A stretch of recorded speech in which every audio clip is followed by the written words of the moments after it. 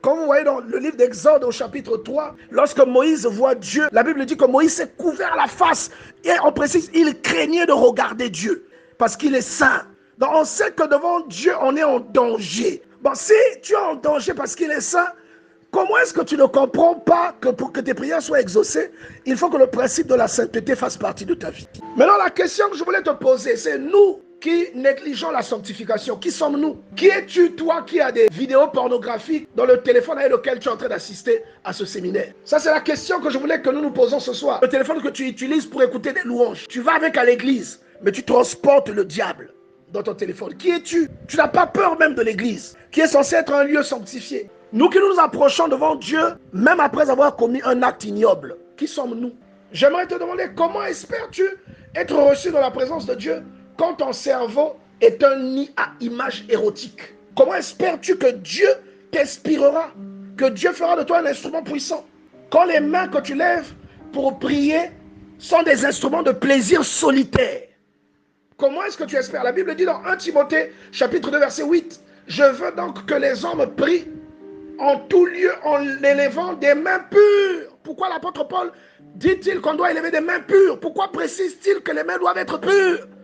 La pureté de tes mains peut conditionner ton exaucement. Est-ce que tes mains sont-elles pures? Et si nous ne comprenons pas ces principes, alors bien aimé, nous courons en vain. Et si Dieu est saint, j'aimerais que tu comprennes que ta sainteté aussi devient obligatoire. Car on ne peut pas expérimenter Dieu sur une fréquence différente de celle que lui, il nous indique. Pour que tes prières soient exaucées, il faut que le principe de la sainteté fasse partie de ta vie. Comment tu ne comprends pas ça? Lorsqu'on lit Exode chapitre 33, verset 20, la Bible dit, tu ne pourras pas voir ma face, car l'homme ne peut me voir et vivre. Là, c'est Dieu qui répond à Moïse. Est-ce que vous comprenez? C'est-à-dire la simple présence de Dieu. Rappelez-vous, 1 Samuel chapitre 7, comment l'arche de l'alliance a tué des gens. Les gens ont regardé l'arche, ils sont morts. Comment vous expliquez ça? Ils n'ont même pas touché l'arche, ils ont regardé. Et ils sont morts parce qu'ils ont regardé l'arche. Et ici, dans Exode chapitre 33, verset 20, Dieu dit à Moïse que tu ne peux pas voir ma face, auquel cas tu mourras, parce qu'un homme ne peut me voir et survivre.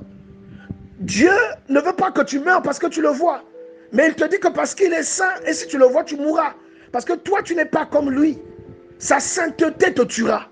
C'est-à-dire le décalage qu'il y a entre sa sainteté et toi te sera préjudiciable. C'est pourquoi il te dit, tu dois être saint. C'est pourquoi dans Exode 19, il dit à Moïse, prépare le peuple, qu'il se sanctifie. Et malgré qu'ils prennent 3 jours à se sanctifier, ils ne sont quand même pas assez saints pour pouvoir s'approcher de la montagne.